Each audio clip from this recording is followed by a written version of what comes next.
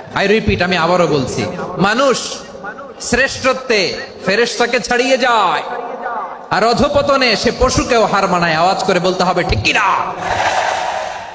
এটার প্রমাণ কি? মানুষ শ্রেষ্ঠ হইলে যে ফেরেশতার চেয়েও সেরা, তার প্রমাণ কি? আল্লাহ তাআলা বলছেন, ওয়া ইয কুলনা লিল মালাইকাতি ইসজুদু লি আদম ফাসাজাদু ইল্লা ইবলিস আবা ওয়াস্তাকবারা ওয়া কানা মিনাল কাফিরিন। আল্লাহ বলেন, স্মরণ করো সে সময়ের কথা যখন আমি ফেরেশতাদেরকে বললাম, ও ফেরেশতারা আদমকে সিজদা দাও।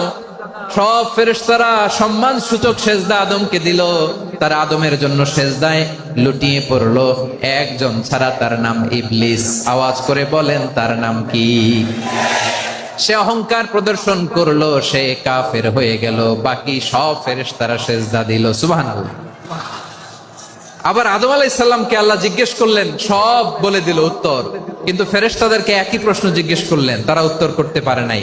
তার মানে এর মধ্য দিয়ে প্রমাণিত হয়, মানুষ ভালো হলে ফেরেশতার চেয়েও ভালো, ফেরেশতার চেয়েও মানুষের মর্যাদা বাড়িয়ে দিয়েছে কে? সব নূরের ফেরেশতা যখন মাটির আদমকে সেজদা দেয়, এটা প্রমাণ করে ফেরেশতার চেয়েও মানুষের মর্যাদা বাড়িয়ে দিয়েছে কে? তুমি মাটির আদমকে প্রথম সৃষ্টি করিয়া ঘোষণা করিয়া দিলে শ্রেষ্ঠ বলিয়া, তাই তো নূরের ফেরেশতা করে আদমকে সেজদা। ঠিক কিনা বলেন? তাই তো নূরের ফেরেশতা করে আদমকে সেজদা। সবার চেয়ে সম্মান দিলে মাটির আদমকে। আল্লাহু আল্লাহু তুমি জাল্লে জালালুহু, শেষ করা তো যায় না গে তোমার গুণগান। পড়েন না? পড়েন।